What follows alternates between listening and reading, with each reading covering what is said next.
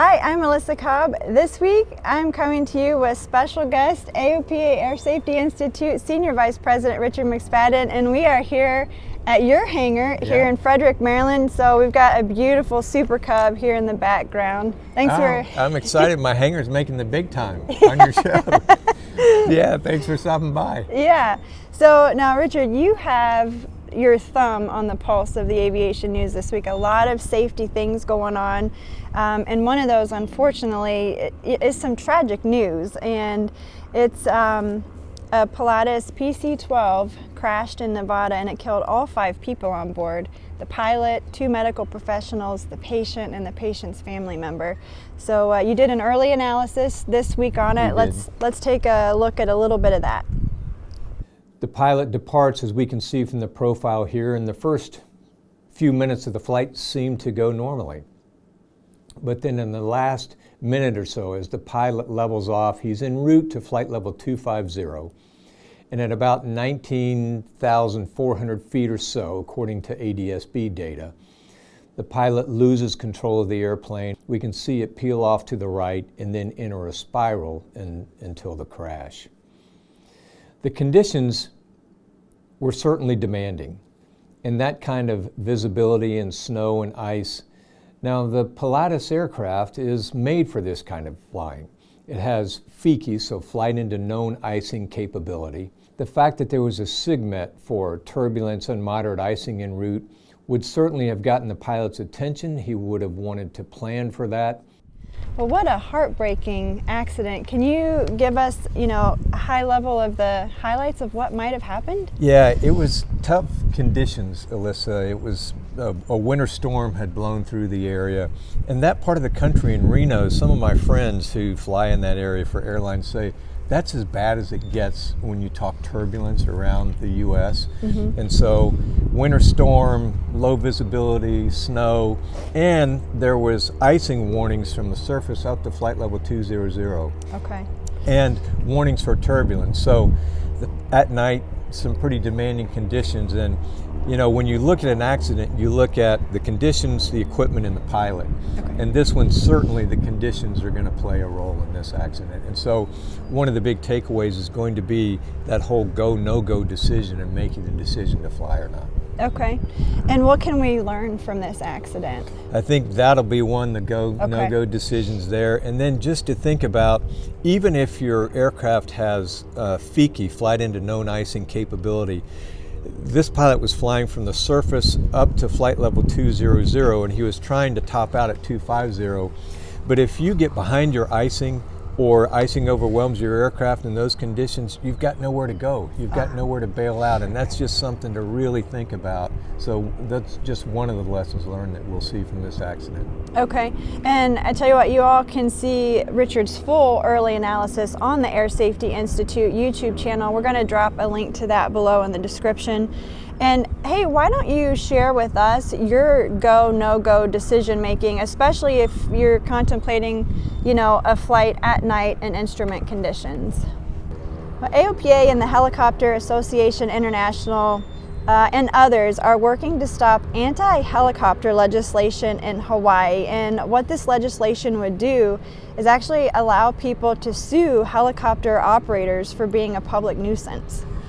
This isn't the first time we've joined others in fighting for helicopter operators. That's right. Unfortunately, it happens all too often. And most recently, there was an anti-helicopter bill in New York. And thankfully, the governor vetoed that bill at the end of 2022.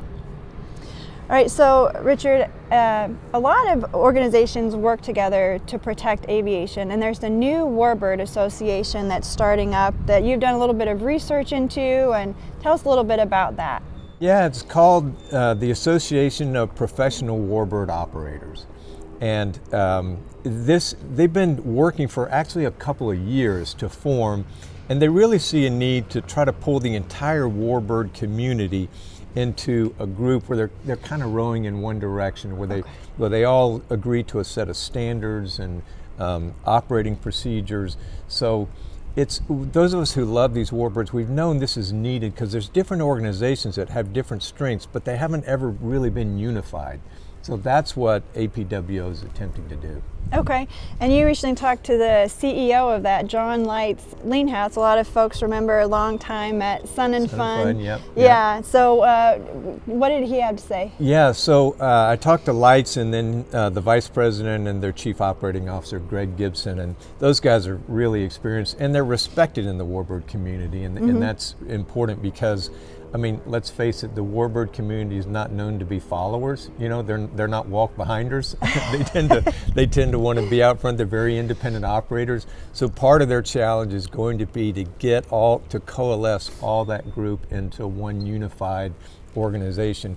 But they're doing it right. Light says they got people on their board from the Commemorative Air Force and from Warbirds of America and from NWOC, the Warbird conference every year. Okay. So they're taking the right steps to try to unify. Now they've got to go get the individual operators out there to join them. So it's tough sledding, but it's work that needs to be done. Yeah, and let's go to Lights here for just a minute and hear what he had to say earlier about the future of the organization. If we are successful in starting this membership drive and become recognized as an important entity to join because of a common voice that we're going to provide, that we're going to literally play upon their pride.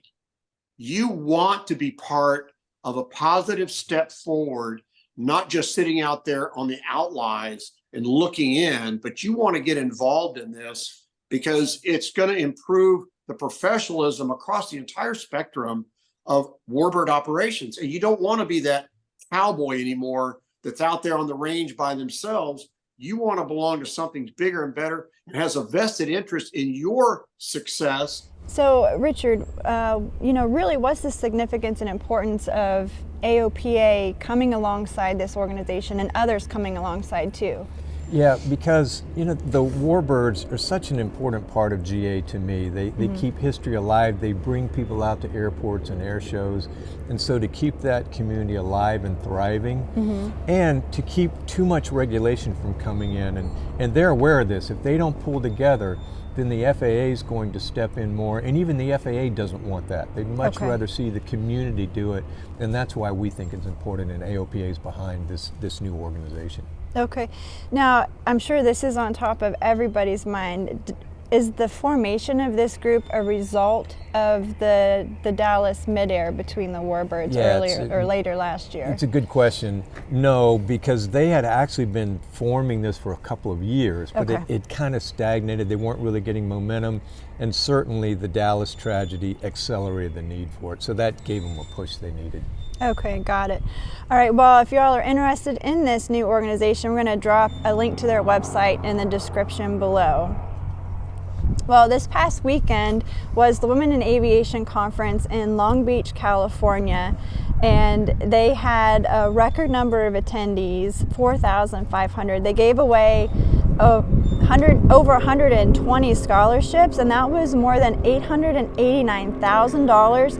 AOPA was there, and we gave away a scholarship. I gotta say, Richard, I didn't get to go this year, but it is one of the most uplifting conferences that I've ever been to in aviation. Yeah, I would agree. I went one year a couple years ago, and just the energy that's there and seeing people network, it's really a fun conference, and it's really inspiring to see it. Yeah. And a common misconception is that it's just for women because it's Women in Aviation International, but it's for men and women, a job fair, networking. Yeah. Big job fair there. Yeah, that's what I was surprised by, is how much of that's going, which is really good to see, because now you can have people that are coming in all different parts of their career, just networking. It's a great conference. Yeah.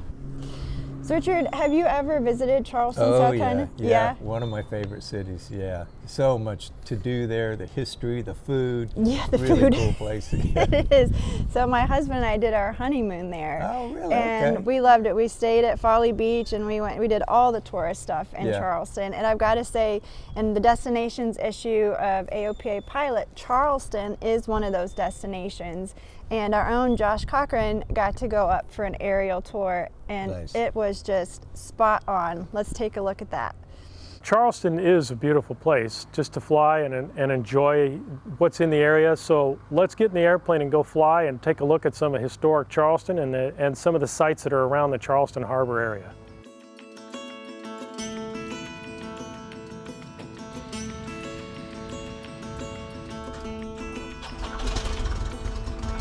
Charleston Executive Traffic, Piper Cub 59941 departing runway 09.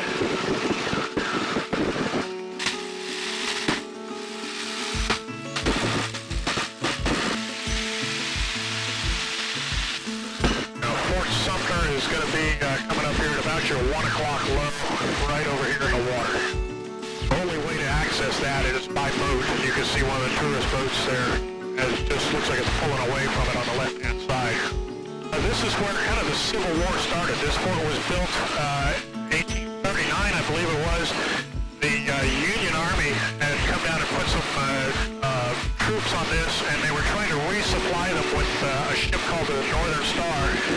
Cadets from the Citadel fired upon the Northern Star, and that kind of started the Civil War. We'll come up to the Patriots Point. We'll come up and circle that carrier. A number of things to see. There's a Medal of Honor museum here. There's a Vietnam fire base, recreation of a Vietnam fire base, and then of course there's the aircraft carrier Yorktown, which served in World War II as well as Korea and even into Vietnam. There are tours through all of the living quarters and the below deck areas, as well as the aircraft that are on the flight deck. You can go up there on the flight deck, and the whole hangar deck is full of old World War II airplanes and Korean War era aircraft that served in naval aviation.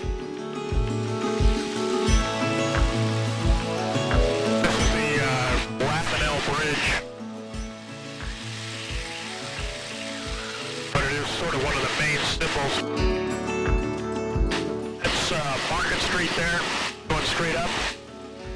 And this section over here is really the old historic home section of Charleston.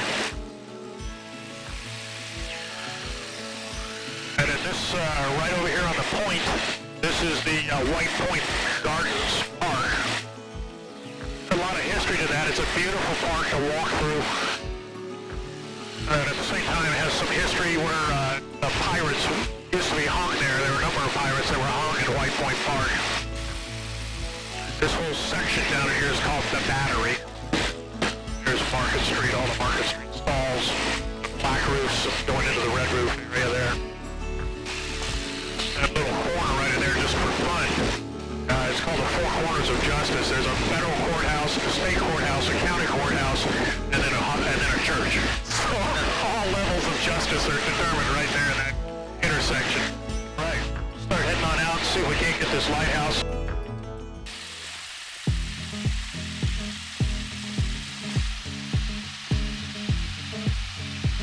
Yeah, this is Morris Island Lighthouse. It's very old. When it was built, this was all actually part of the land that was connected to what is now the beach behind it here. And just over time, it has the water has covered everything between the lighthouse and the land. But it's a very, very old lighthouse. It's no longer an operating lighthouse, but it is a historic site. And a lot of folks have maintained it. They pay, they provide the funds to keep it in shape. But as you can see, it's just an example of a beautiful old lighthouse out here. It's one of the sort of iconic Charleston symbols. I'll pick up and take us just a little bit over Folly Beach, and then we'll head on back in. Okay, sounds good. Time has been going quickly. Lots of birds nesting along here. This is a major fly route, so there are a lot of coastal birds and bird sanctuaries all along the coast here. And this over here starts what's called Folly Beach. It's a beachfront with a lot of homes on it that it's not that expensive. You got a lot of sort of surfer hippie kind of people live on Folly Beach. That's sort of the feeling of Folly Beach. Charleston Executive Piper Cub 941. This is about 4 miles to the southeast, inbound for runway 9er at 1,100 feet.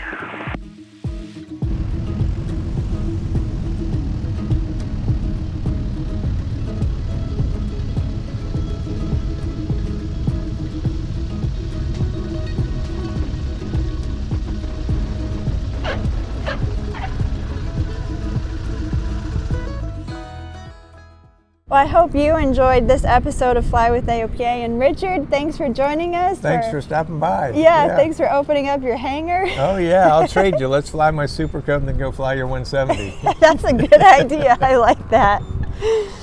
All right, well, be sure to like and subscribe so you stay up to date on all our aviation videos. And this week we leave you with some awesome footage from AOPA Editor-at-Large Dave Hirschman flying a jet into Ocean Reef Airport in Florida. And be sure to send in your favorite flying videos at the link in the description. You just might see them on an upcoming show. And as always, if you're not already an AOPA pilot, we'd love for you to join us. Just click the link at the end of the video to learn more.